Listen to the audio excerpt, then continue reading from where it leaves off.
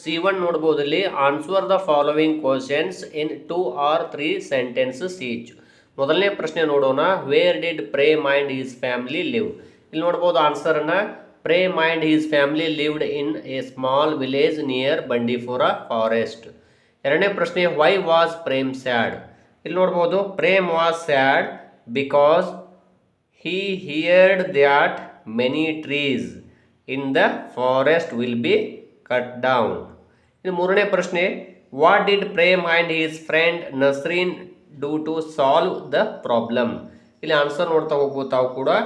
They will approach the authorities concerned to stop the cutting down of trees.